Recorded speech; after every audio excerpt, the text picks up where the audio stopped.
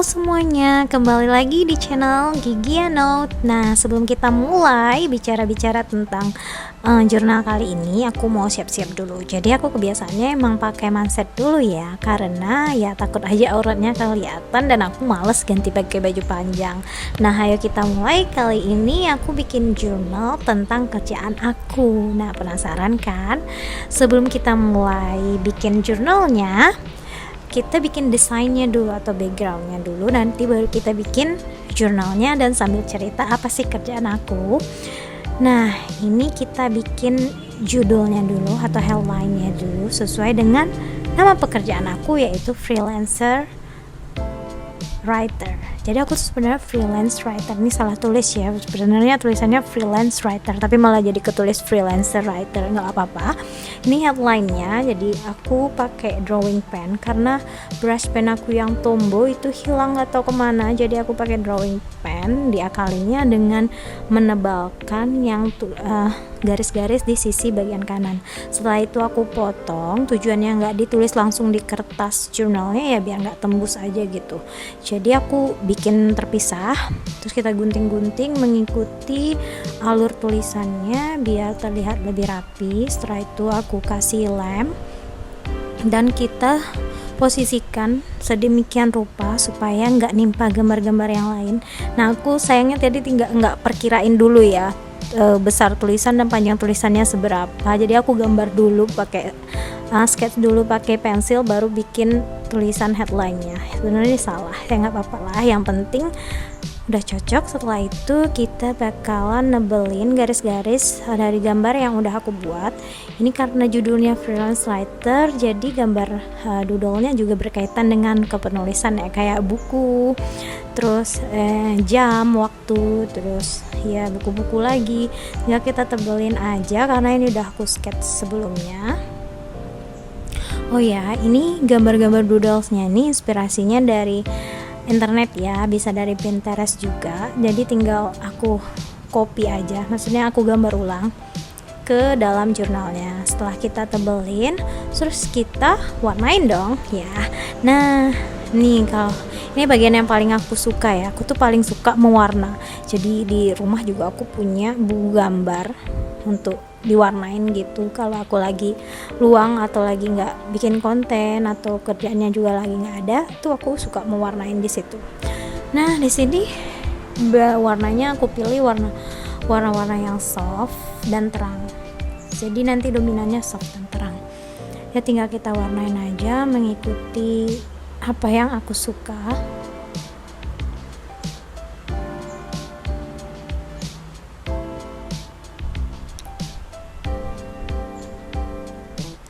Jadi guys, aku menjadi freelance writer ini udah dari tahun 2016, yaitu waktu zaman aku masih kuliah S1.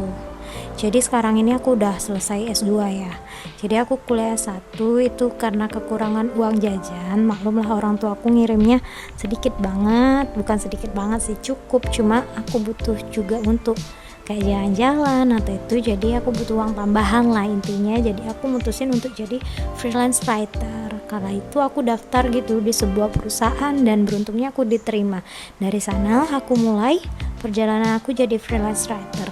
Waktu itu gajinya masih kecil banget, sekitar 300 ribuan sebulan, tapi itu aku udah happy banget karena itu untuk seorang mahasiswa gitu, itu udah cukup bagiku ya buat nambah uang jajan. Nah, maaf aku batuk, jadi ini nggak tahu lucu apa enggak nih, yang penting jadi ya. Nah, sekarang kita masuk ke what as a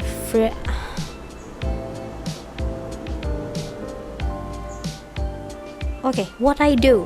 Jadi ngapain sih aku jadi freelance writer nih, apa yang aku kerjakan gitu. Jadi jadi freelance writer itu aku ngerjain berbagai macam jenis tulisan. Jadi itu aku tipikal yang nerima apa aja gitu loh, bisa gitu.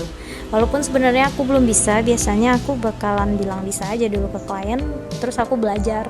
Misalnya 2 hari, seharinya aku pakai belajar dan kemudian aku kerjain besoknya. Tapi sekarang aku udah bisa semua sih ya, antara lain tuh jenis tulisan yang aku buat itu bikin tulisan untuk konten orang gitu, konten sosial media, terus bikin caption IG, FB dan juga TikTok, caption YouTube dan thumbnail, SEO writing, copywriting dan juga tulisan berita.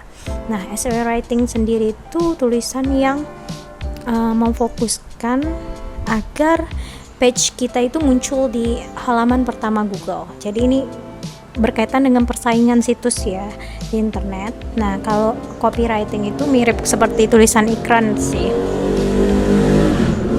Ini ada juga artikel biasa. Artikel biasa itu ya artikel common gitu. Terus waktu kerjaku sangat fleksibel karena freelance writer. Waktunya emang kerjanya fleksibel. Kita terikat kontrak, tapi kita gak terikat waktu. Ngerti gak maksud aku? Jadi freelance writer ini bisa kerja by gig. By gig itu misalnya by project. Kerjakan 10 artikel dalam 2 hari, tidak terikat dengan apapun, yang penting dalam 2 hari kita bisa selesai. Tapi ada juga yang kerjaan aku kerja sama perusahaan gitu. Aku kontrak dengan perusahaan. Perjanjian di kontraknya misalnya ada 20 artikel yang harus aku kerjakan dalam 1 minggu. Nah, walaupun aku terikat kontrak, tapi aku tidak terikat waktu. Jadi yang penting mereka dapat artikel mereka setiap minggu. Kapan aku mau ngerjakannya itu terserah aku, mau malam, pagi, terserah aku. Itu enaknya. Terus waktunya ditentukannya maksud aku tuh yang tadi misalnya seminggu harus berapa artikel gitu. Jadi terus every day is a working day. Ya of course, karena kita freelance writer, jadi setiap hari adalah hari kerja. Kapan? Aku salah. Jadi aku start kerja itu tahun 2014 ya guys.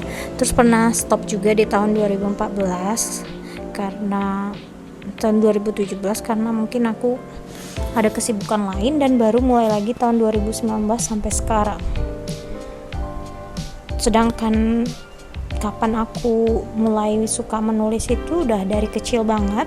Dari SD aku udah baca ribuan buku, aku suka banget baca buku fiksi. Sampai sekarang tuh aku juga suka banget nulis. Nah, jadi bakat nulis ini aku dapetin dari kesukaan aku membaca buku. Jadi tuh aku ngerasa orang yang membuat buku, orang yang menulis itu tuh kayak bisa membuat orang mixed feeling gitu. Jadi dari membaca, dari tulisan-tulisannya kita dapat insight baru, ilmu baru. Nah, aku pengen banget jadi orang yang bisa kayak gitu. Dan muncullah hobi aku menulis gitu ceritanya.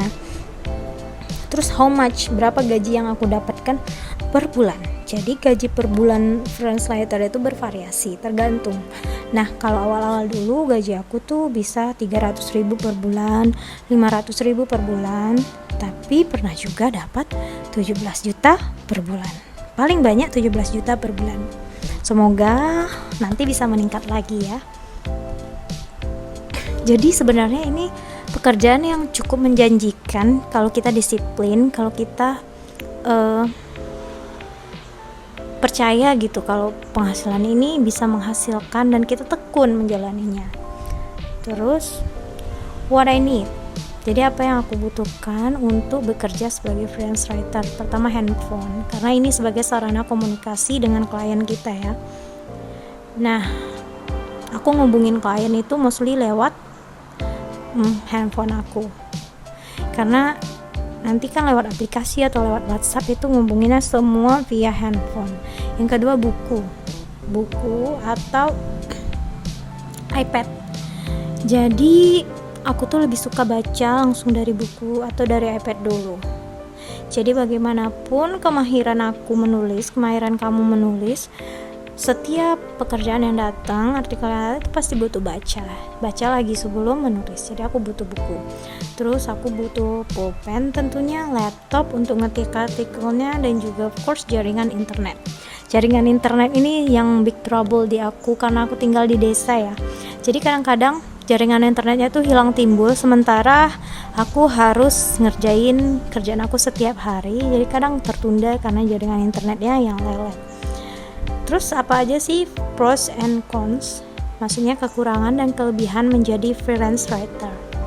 Nah, selama aku bekerja sebagai freelance writer ini ada banyak kendala dan ada banyak juga keuntungan yang aku dapetin ya. Yang pertama, susah cari waktu. Maksudnya ini karena aku nyambi pekerjaan rumah, nyambi nyiapin keperluan suami, itu jadi aku kehalang ya. Maksudnya susah nyari waktu kapan sih mau ngerjainnya gitu. Tapi beruntung karena waktu kayaknya fleksibel, jadi ini nggak terlalu masalah sih. Kalau lagi banyak kerjaan itu bikin pusing. Iya, karena kadang karena kita freelance writer dan aku pengen maintain terus nih kinerja aku, jadi kebanyakan aku suka terima kerjaan berlebihan gitu. Jadi ketika kerjanya tuh lagi banyak, aku jadi pusing sendiri. Sebenarnya ini tentang manajemen waktu sih, tapi seringnya tuh ya keteteran. Nah, terus kelemahannya lagi tuh karena kita kerjainnya di rumah aja, jadi merasa sering bosen, terus bingung karena komunikasinya cuma lewat HP dengan klien. Ini yang sering terjadi miskomunikasi antara aku sama klien aku. Terus mesti cari hobi lain, karena ini kan hobi menulis aku kan. Menulis ini maksudnya hobi aku. Jadi gara-gara ini hobi aku, jadi karena udah jadi kerjaan jadi bosen, terus aku mesti cari kerjaan lain, hobi lain. Terus ya aku ngerasa ini libur terus karena ya namanya freelance writer, kita bebas menentukan jadwal libur kita. Jadi aku ngerasa setiap hari libur, tapi setiap hari bekerja. Jadi istilahnya every day is working day and every day is holiday. Jadi gitu ya teman-teman. Terus apa lagi ya, ini terus jam kerja fleksibel seperti yang aku bilang tadi. Terus bisa menyambi kerjaan lainnya, seperti yang aku bilang, aku bisa sambil ngonten karena aku suka nyari-nyari hobi baru. Jadi sekarang hobi aku ngonten tentang jurnal sama scrapbook. Terus bisa kerja everywhere dan gajinya worth it. Untuk seorang ibu rumah tangga ini gajinya worth it banget ya, karena udah 2 digit. Kalau kalian suka sama kerjaan aku dan pengen tahu lebih lanjut tentang freelance writer ini, kalian bisa hubungi aku. Atau kalian pengen konten yang lebih dalam lagi tentang freelance writer ini, kalian boleh komen di bawah. Nanti aku bakalan info lebih lanjut bagaimana cara aku bekerja sebagai freelance writer dan gimana cara aku get gaji 2 digit setiap bulannya. Nah, semoga kalian suka dengan konten aku yang ini. Sampai jumpa lagi di video-video aku selanjutnya. Jangan lupa subscribe, komen, dan like video ini supaya aku bisa ngasih video-video lainnya yang lebih menarik. Nah, kalau kalian benar-benar suka nih, kalian bisa banget komen kalian mau konten yang kayak apa, mau bahas lebih lanjut tentang freelance writer sambil ngejurnal lagi juga boleh, karena akan ada banyak sekali hal yang mau aku ungkapin tentang kerjaan aku ini, karena menurut aku cukup menarik, apalagi kalau kalian adalah ibu rumah tangga seperti aku.